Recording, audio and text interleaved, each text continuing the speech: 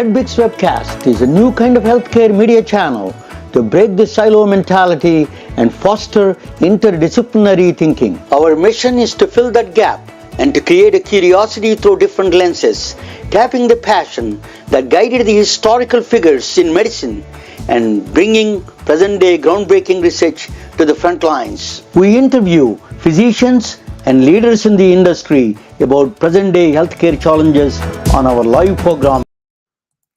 Hey, welcome to the MedBix Webcast. This is Ramana Raju. I'm not Albert Einstein, certainly not. But we have a very interesting program. I'm going to present a special topic today, very close to my heart. It's going to be a fascinating story. You can see how one evil man caused the health catastrophe in the war. But I'm waiting for our guest is supposed to join, Dr. Ketan Kulkarni from Halifax, Canada. I think he's having some problems, this technology problem, or I don't know what kind of a problem he is having. So I'm waiting for him. While I'm waiting for him, I'll talk about a little bit about the MedBix Webcast a little bit. MedBix Webcast my goal is to, during the pandemic, I wrote a book. And then I used to meet a lot of doctors during the pandemic to sell medical devices or to recruit physicians. I used to do that. But during the pandemic, a lot of doctors are a little nervous. They don't want to see any salespeople. They're outsiders. They don't want to see anybody other than patients. Even patients, they did a virtual telehealth thing. It took off. So during the pandemic, I came up with the idea that is if I create a program that is of interest to the doctors and physicians and healthcare professionals and all the hospital CEOs, people come to the pharmaceutical reps and the medical device reps and any other sales reps. They come to my show and then support my show. That is my goal, at least. Okay, so it is a great platform because doctors, if you want to be an entrepreneur, you have to be jack of all trades. There used to be jack of all trades used to be a negative connotation. Actually, the jack of all trades is an added asset here. The reason is to be entrepreneur in Silicon to compete with Silicon Valley. In the center of Silicon Valley now. You have to be exposed to all the different kind of subjects: mathematics, physics, art, technology, philosophy, all of them, to get a little bit of things to combine them together and present a solution to the human problem. You're not solving technical problem. You're not solving some EMR problem. You're not solving some even a process problem. You should be solving the human problem. For that, you need an exposure to all the subjects in that sense. That is art also important. He said that Albert Einstein said that art is no different than science. A beautiful drawing is the same as laws of physics, is equivalent to laws of physics, the beauty of the physics itself. So I think we need to have a excellent we need to have my effort is to expose the doctors to give different areas of fields exposure to that. When they were most of the time when I was studying mathematics and physics, that's a lot of people told me, the people who are biology students, we hated biology. We hated all this chemistry, biology particularly. We hated that names. The biology people hated mathematics and physics. So we are like went off two different fields. In fact, that is the biggest mistake. We should not be feared of each other. We should learn each computational biology is a very powerful field right now. So I think we need to have that discipline in the picture. What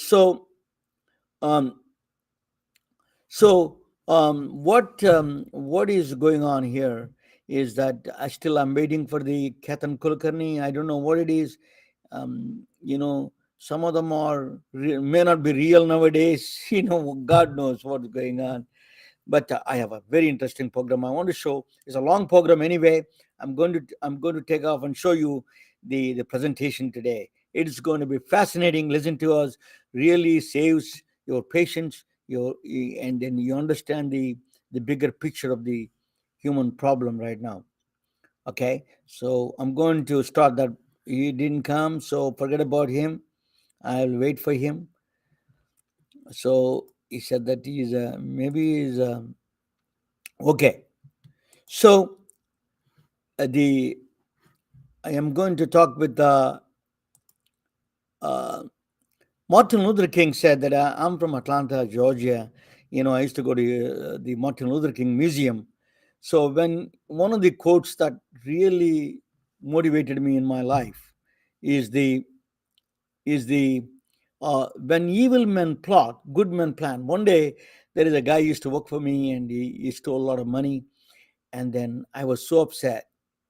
I really wanted to hurt him, say any other way that I could do. My mind is racing towards really bad ways.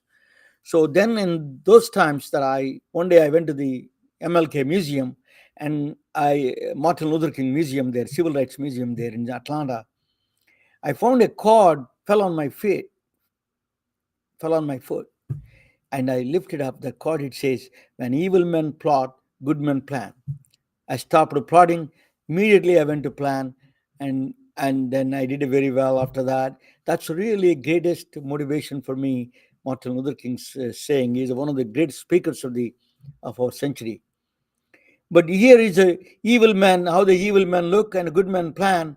Here is an example of that. Here is a one is guy, evil man. That is a story I'm going to talk about. Who caused the health catastrophe of the century? This guy. There is a there is a guy who saved the world, a good guy, and the humanity itself. So there is in between. There is a car in between, Cadillac car. I love Cadillac car, but that is a car started the problem here. So let me come on this side. You can see me also. Yeah. In 1908, Belle, there is a woman driving in Belle Isle Bridge. The cars came in, automobiles are started coming in. So she was driving in Belle Isle Bridge in Detroit, Michigan. She was going on a bridge. What happened in the bridge? She got stuck. The car got stuck. When so there was a passerby. His name is Byron Carter.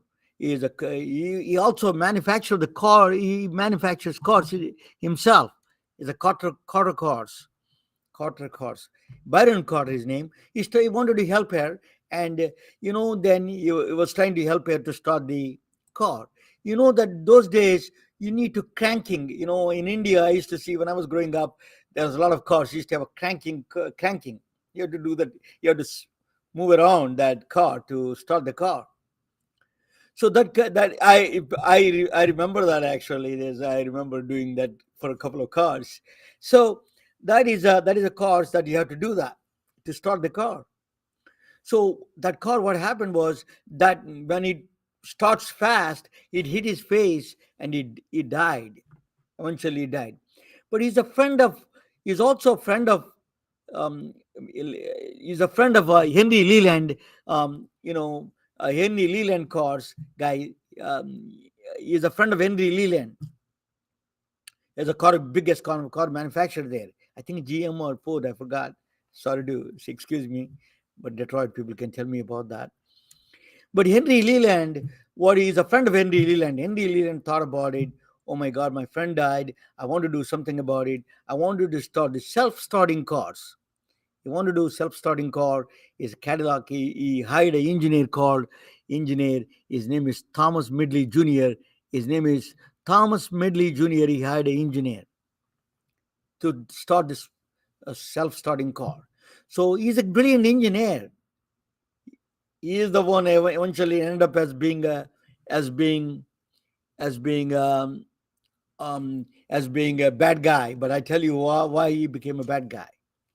So he invented the spark plugs. That's what it is. Self-starting car is spark plugs. Excellent. Everything looks good. But there is a big problem came in after that. It's called a knocking problem. You know that the knocking is the shakes. The whole engine shakes. When you put a gas there, it is all the shaking happens. I used to see that when you see a tractor, you can see that shaking much more clear. There's all smoke that moves around back and forth. I used to see in my home village. So the shaking is the knocking problem is a bigger problem. So he wanted to solve that problem. He's Thomas Medley Jr. engineer wanted to solve the problem. What he did was, so he found a solution. The solution was he put a lead inside, a little bit of add a lead to the gasoline. It becomes a different, and it reduces the knocking problem. It tremendously reduces the knocking problem. So you put he added a lead. That is where the leaded gas came in. So, so what happened? This was they thought is a hit, is a big hit. So leaded gas, 1923, Indianapolis 500, all three winners usually, all the three winners in Indianapolis used leaded gas. So Thomas Medley Jr. became very famous guy during the process.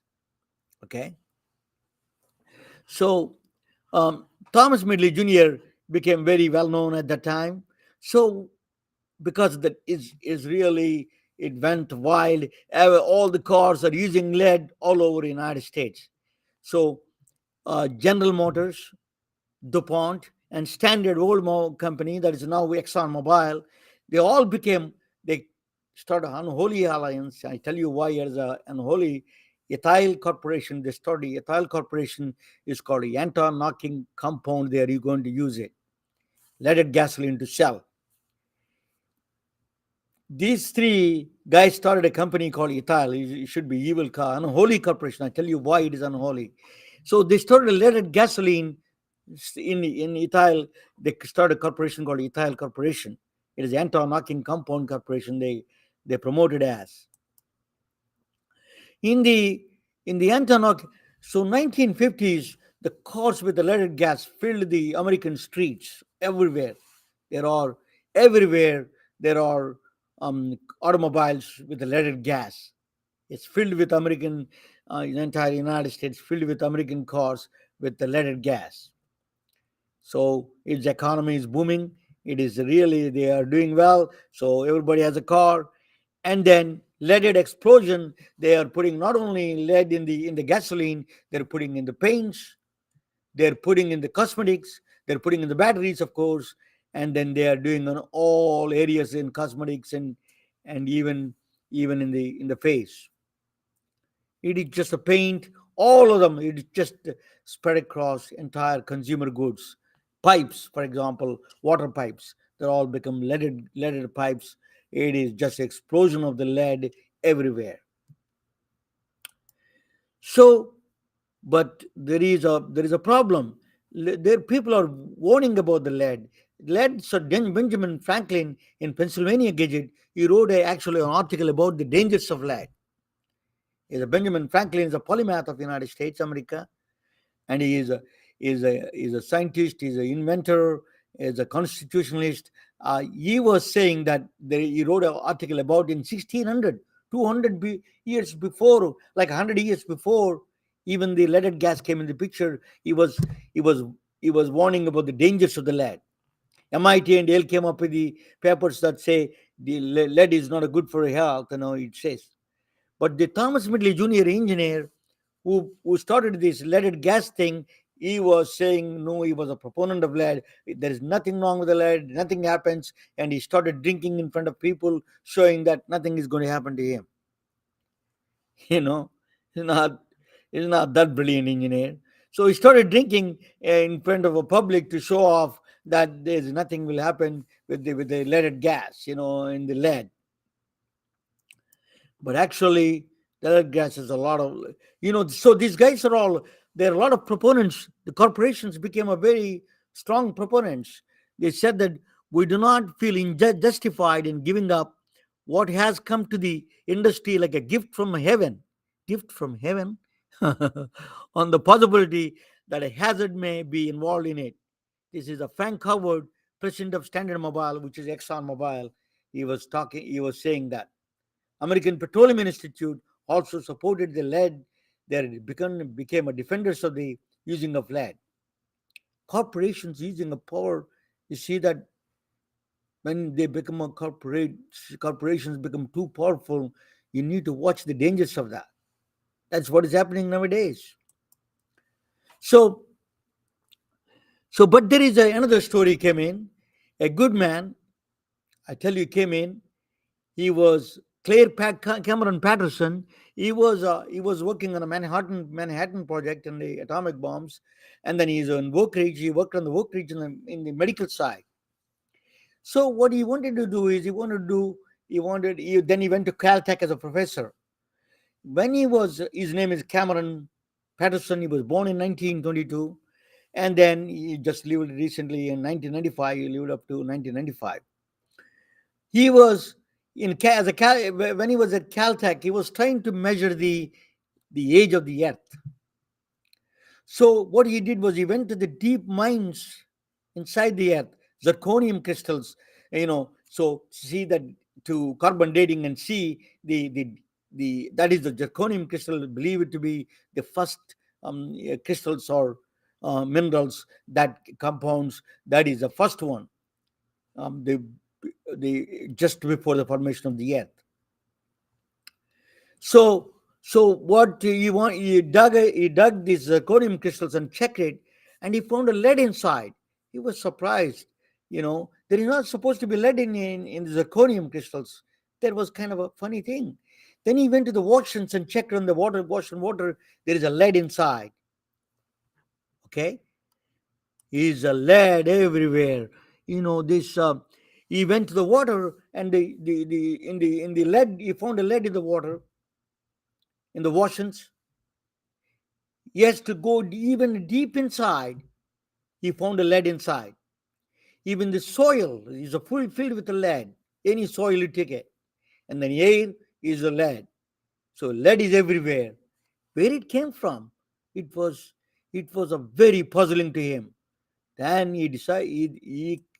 Then what he thought is lead must be this must be coming from the that leaded gas. That basically all the paints and lead came from environment, man-made environment, not a natural occurrence.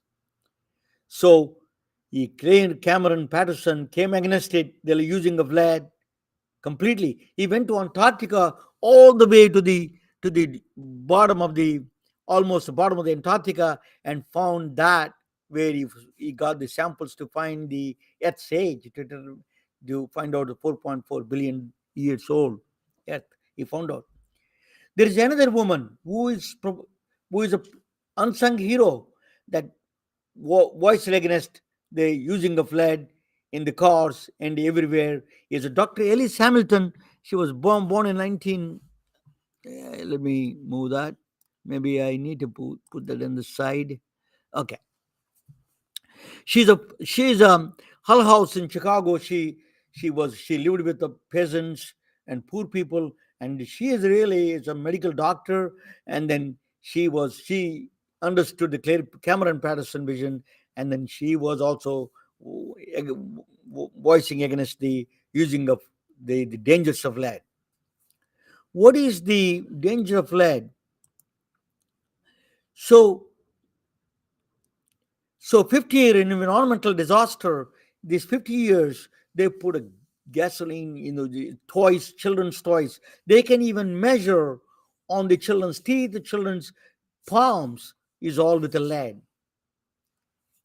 So this American system, the using this lead spread across the planet everywhere, water, soil, and the air filled up with the lead. So it is just the toys are made up of the paint that is lead with the paint. That is another problem. So what is the problem with the lead? What is the medical thing? See, lead mimics the calcium. The body doesn't know the difference between the lead and the calcium, so it doesn't know how to get rid of it. So it's a signaling, actually it's a signaling protein. It's a biological signaling, metabolic signaling. It is all messed up because it is signaling protein. It is messing up there, and it is sitting there at the place of calcium. It is a lead sitting there and messing up, and calcium deposits on the right side in the X-ray. I'm not a radiologist, I'm not a doctor, but radiologist can tell you. I used to run an imaging center.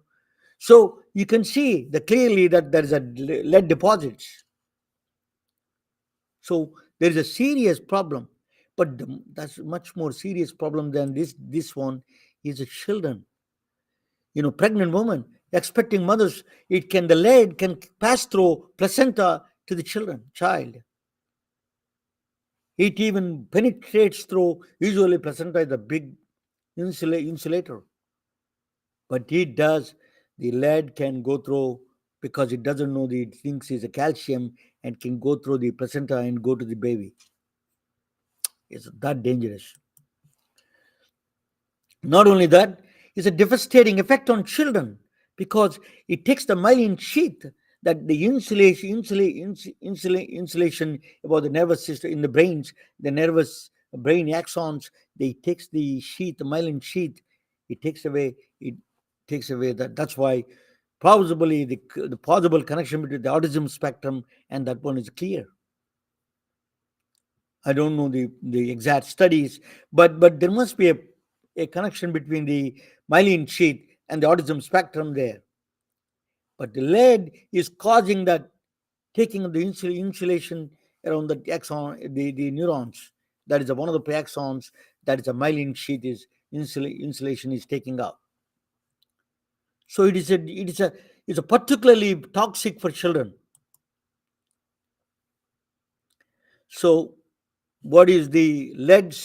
Lead is a serial killer of human body. It affects it's not only structural and functional both. It takes a step by step, structurally destroys the body and functionally destroys the body. It's a brain, you understand brain, it's a myelin sheaths in the children. Anemia, it causes the red blood cells to go down. Kidney damage, it creates a kidney damage, reproductive problems, cardiovascular diseases, all of them are. There is a direct correlation. A lot of studies are done. There's not some, I'm making it up. It's a serial killer of the body, human body. Lead is a serial killer. So, so lead content, the lead is a toxic. Lead content, mummies versus present humans, we have 1,000 times more than mummies that they had. Our bodies contain 1,000 times more lead than the mummies in the 1,000 years ago, which is not supposed to have that much content of lead inside. That's only one, that 50 years of that devastation of using lead caused, without any vision, caused so much havoc in the planetary ecosystem. 1,000 times we have a more. So there is a done Journal of Medicine, New England Journal of Medicine wrote a high risk study. If they did a study on it, there is a direct correlation between the children not graduating and the lead exposure, particularly people who are in project homes and people who are economically disadvantaged people. But their houses are built in before 1978. There were lead paints in the walls. That exposure and the toys, everything, that exposure causes them not graduating. It's a direct correlation between not graduating from high school and the lead exposure. Unbelievable that is. It's the 1951.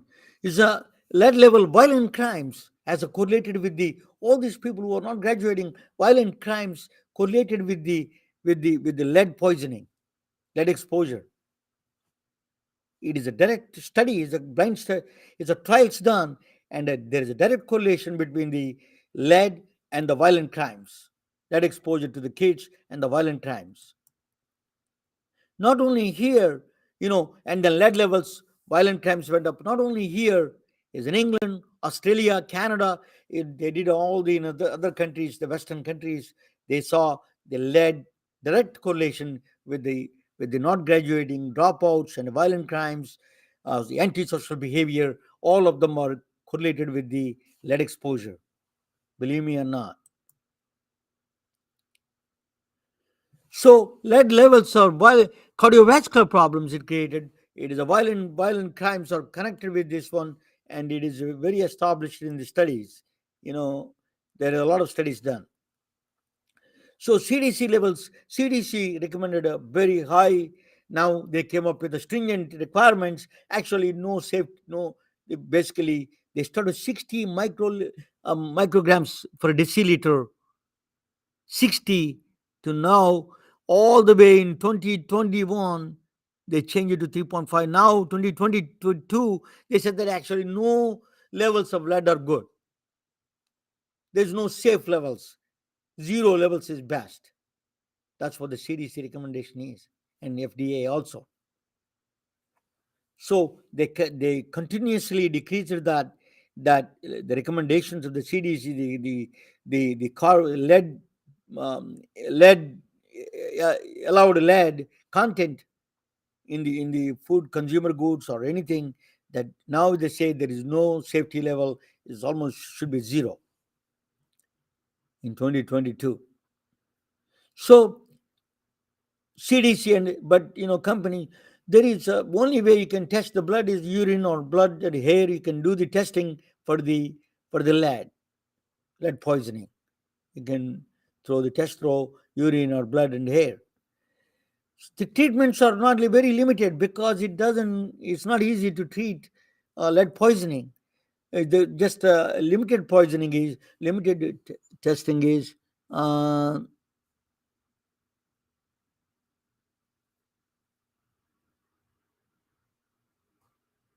I Somebody is sending me something. Yeah, sorry, he is doing that. My friend, my colleague is doing some some he is giving links for that. There's a private chat, but they should provide in the main chat. I think that's better. Okay. Anyway, you can chelation therapy is one of the therapies that you use ions. You can use calcium. I think I'm not sure. This is disodium EDTA. They can use that chelation therapy to remove the lead, but it is also removes the sometimes it removes the calcium too. There's a problem there. So diet is also another one, calcium iron diet. And in the possible future is a CRISPR, the gene editing tool. You can take it out. Possibly you can take it out, but right now it is just a prevention is the best one for the lead prevention. Not using lead content anywhere is the best.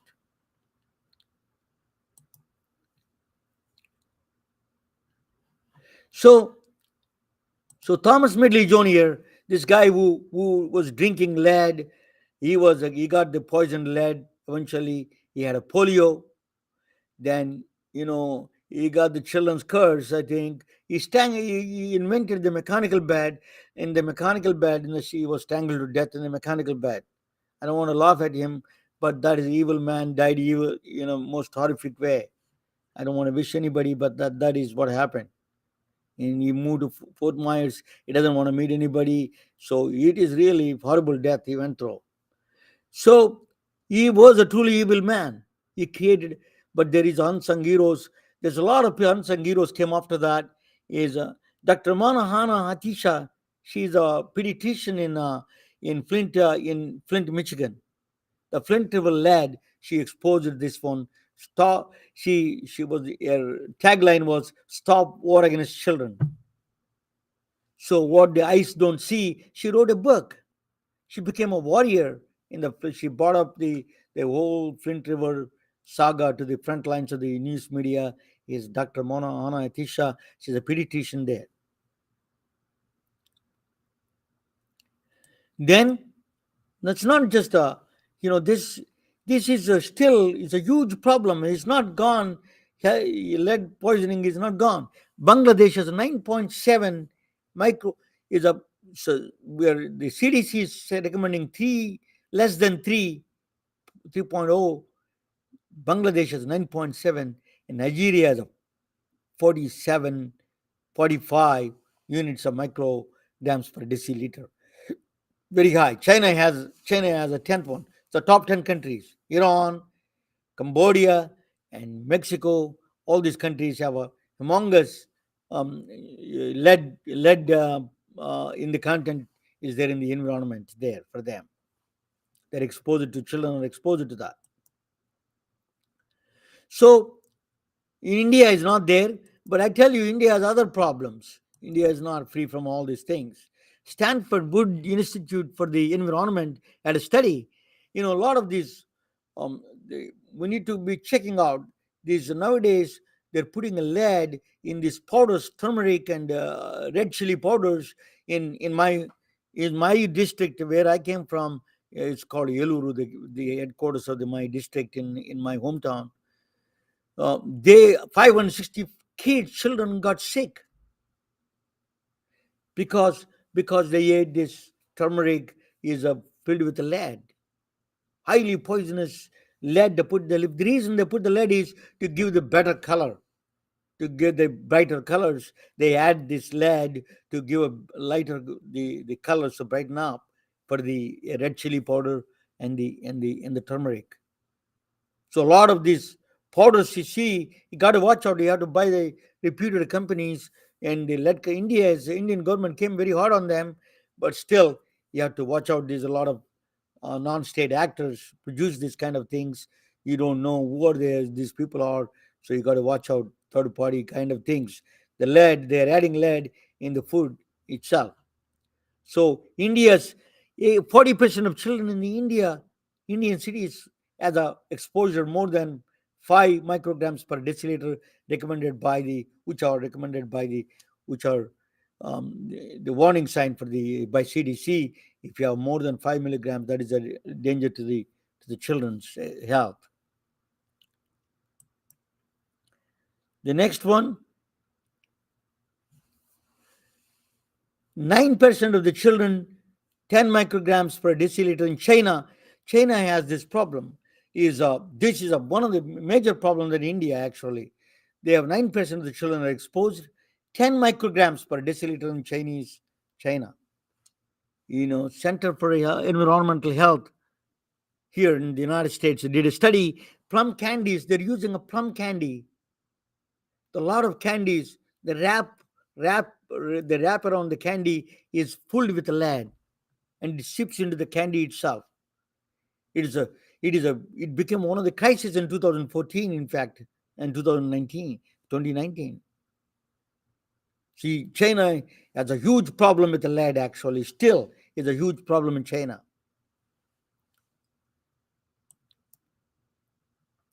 This plum candies, a lot of candies are exposed, particularly the kids who like the candies, they are really are the victims. But there are a lot of US is not a pristine either.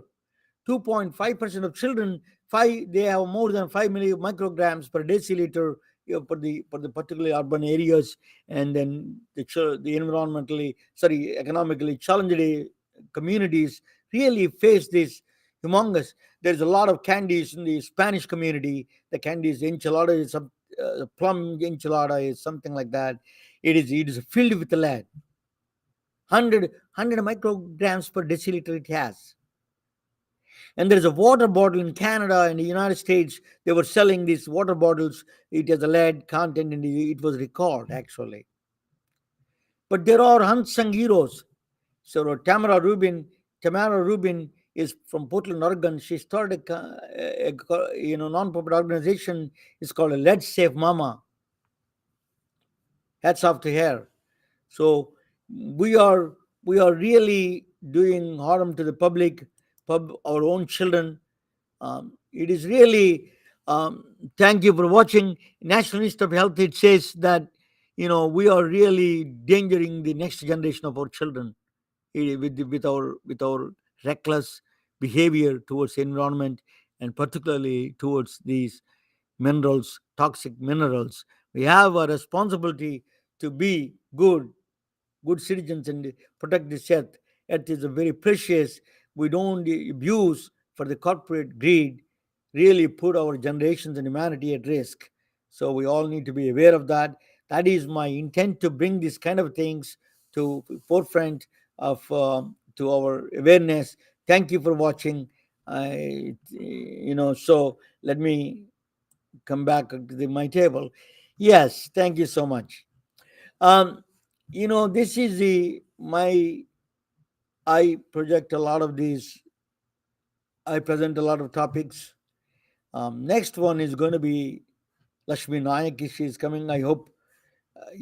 I don't know these. There's a lot of fake profiles in. The people who don't show up without doing that, they're fake. Probably they make it up there. So I am sorry that I don't have that many people like that. But once in a while, I get into this kind of system. Most of the people I know, but there are some people who pass through the cracks. That they come into my field. But anyway, um, it is sad. There are a lot of fake doctors. You know, I'm not a doctor, I can tell you, but there are a lot of fake doctors who goes by their, just use their names and cities. That you got to be watch out, because this artificial intelligence, they created a lot of new stuff.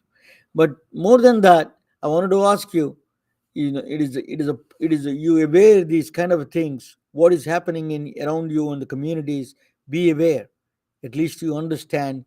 You need to bring this to the forefront of our environmental disasters, to the save our, particularly our children. You are seeing a lot of environmental disasters and hard, and the weather is uncommon. What you saw in the east coast and the even west coast, and if you go to southern California. So we have to be vigilant about what we are doing, what we are giving to our children. So thank you so much for watching. And one of the things that I think about it all the times is that how I my presentations became really popular, because I want to give a different exposure to the physicians and different fields. That's why I bring a different concepts. Um, um, so I hope you enjoyed it. This is a another thing is I want to talk about a little positive thing. Um, I have I play music sometimes with uh, I'm trying to promote my son, who is a master's in neuroscience. I told him when he was going through school, I said that, you want to be a musician? I said that, no, unless you have a master's degree in our families, we don't allow anybody to do anybody. If you want to be bad, get a master's degree. I hope by the time you get the census and then see what is the best good for you. He did that, and then now he wants to be a musician, and then he produced two albums, and he released one album. I'm going to play that for you guys, if you are patient. Anything you can talk. We have a little time today. Um, they let me. I'm going to play his music, and also I am going to tell you something interesting. I want to do something time banking. My friend Harry from Belgium started this. We are trying to do time banking. Time banking is you you give a service to the community one way or the way, but he's deposited the time is deposited in the bank. That time we can exchange whenever you need some help. Other people can provide that time back to you. Suppose when you saw a patient for free, and her son or a daughter can come down and teach your son math or physics. That is a time banking exchange of time, but it's kind of a sophisticated barter system, but it is a time exchange. It is a really new concept that I love it. I think one of the Andrew Yang, the presidential candidate, started this. I think that's one way you can help our communities is time banking, and I want the doctors to start time banking, a banking for the time. Suppose another advantage of the doctors in the time banking is that is that I'm going to play that time banking just for you to see that you will tell you about that a little bit. So you can, for example, if you want to send a, if you want to, if you want to send a, um, if you want to send your, um, one of your patients to pick up other patient because they don't have a transportation, time banking is an excellent idea. So physicians can start a time banking, and the patients deposit the time, whatever the time they spend and bringing a patient, that time is deposited in the digitally. So they can take that time and they can use that time for something else.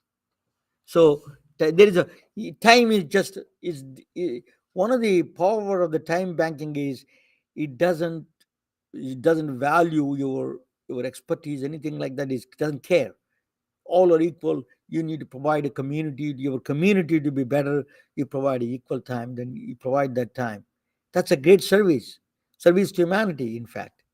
So I'm going to play very quickly. That's what its time banking is. And just please do that, all of you. This is a very good idea. If you need help, call me. And This is something I've always wanted to ask you about, and I've been excited to ask you about it since I've gotten to know you a bit, and now's maybe a good time. Because I heard you on a podcast a while back when you were first campaigning for president, and you were talking about universal basic income, but then you were also saying, like, and you could, don't let me put words in your mouth, you could express this better than I could, but you were talking about like having other programs and structures to support kind of productivity and like community driven collaborative efforts, whether it's in art or in other fields, that were not necessarily driven by a commercial market, but were driven by other modes of. Oh yeah, yeah. I'm so interested in how that works, because I don't know that commerce is the only way to drive art. Yeah, thank you for calling that out. To me, pillar number one is like put money into people's hands. Would folks have more freedom to create? Yes. Would they have more ability to reward artists and creators? Yes, if you had better structures in place. But there's like this whole set of activities that has been eroding for years and decades in the United States of America that I think most of us agree are like pretty positive stuff that the market just is not going to love. And one thing that, like, I use as an example when I travel is like local newspapers. Local newspapers are getting wiped out. Like, 1,000 local papers gone. And democracy does not function as well if you don't have local papers. So let's say even if we had more money in a community, sure, some more local papers would survive, but maybe you decide that local journalism is good regardless of whether or not like the advertising makes money or, like the subscriptions. And so if you start looking at some things that maybe we can agree are positive, which I would definitely put art in this category, I'd put local journalism in this category, I'd put volunteering for a civic organization in this category. And so volunteerism is down. Like pretty much anything where like there's something that you regard as positive in the community has been declining by the numbers for years. And so there's like this whole suite of activities where I don't think any of us necessarily wants to get quote unquote paid for everything. It's like, hey, if I volunteer for the nonprofit, like nonprofit pay me. It's like there has to be like some sort of activity you do that's like non-monetary, but also something that we want to reward or reinforce. And so my idea was essentially you create like a parallel economy around this other set of activities that we could use another currency for, or time. And it was based on something called time banking, where in the 60s, RFK's speechwriter was trying to figure out how to help poor communities become more socially connected. And what they came up with was something called time banking, where if I babysit your kids, then you get me back by hauling like logs off my lawn. And we essentially just trade like units of time with each other. And so you could introduce like a different currency or time units into this other set of activities that we know we need more of, but you don't want to pay people for because it's like a little messed up. And so, and I would certainly put art in this category, where if someone produces public art, then they would get, this other currency reward, or other people get them back in various ways. It'd be a way to try and stitch together social interactions, and also you could disclose it publicly in a way that you don't money. So if I'm like, hey, I made $1,000, like I'm an asshole if I'm like waving around like my $1,000 like above my head. Right. But if I got these like, 1,000 social points or whatever you call them, then you could actually broadcast it in a way that everyone finds perfectly socially acceptable. Right. And then you could even give those social points to someone else. And then they could use it for various things. So that was like the thinking around like that, like you need something non-monetary for certain activities that you want to help see more of. So that is a gentleman, that is a time banking in short. But me and Harry Brook from Belgium is starting that time banking to help communities, be either doctor or patients among themselves, or general community itself. You can use a time banking system. Is a very powerful concept, and we're going to come up with some kind of practical process for that. So I was talking about my son, and he released an album, and he finished his master's in neuroscience, and he's working as a clinical researcher. But I'm going to play his music. So I want to promote him. So as a father, I'm proud of him. So this is right here, my son's music. You can listen. Thank you for watching. It's a privilege, and I hope we get do that. Sorry about the guest didn't show up. Whatever the reasons are, very rare that is, but I'm going to be more vigilant about that. Thank you so much. Enjoy the music.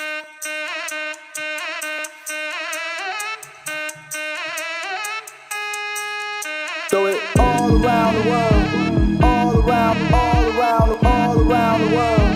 all around the world. Do it. She a fly little diva that be going to my no Khalifa. We should travel to a land Wi-Fi couldn't reach us. Let's hit Rome or the home of the zebras. Either she just wanna take a little trip to Ibiza, hit a little window in Indonesia, kick it in Brazil like FIFA, and treat a passport like a visa.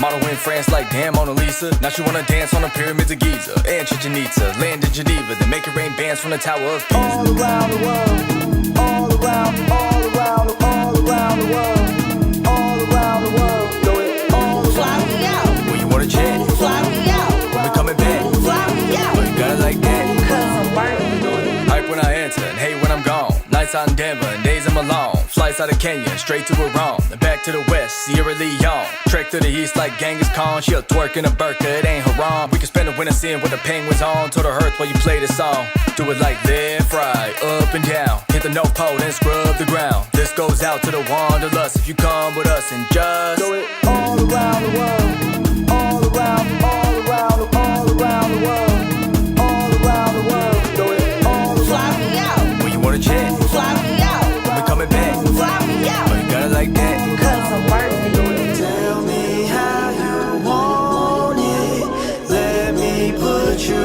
on it. All I wanna know. Fly me out. When we coming back. Fly me out. I think I know location. We can hit a flex out in India with a mouth full of gold and a bindia. Then get our Telugu and Hindi up. Before we slide to the function, you with me? Yup. First we in Goa, where everything's slower. Move it down south till we can't get lower. Down where the weather always on flamethrower. And the women so bad they can charm King Cobras. And you know we won't rush back. Tell your homegirls get on WhatsApp. Till the whole world got love for the fact you a flight club rat. You throw it all around the world, all around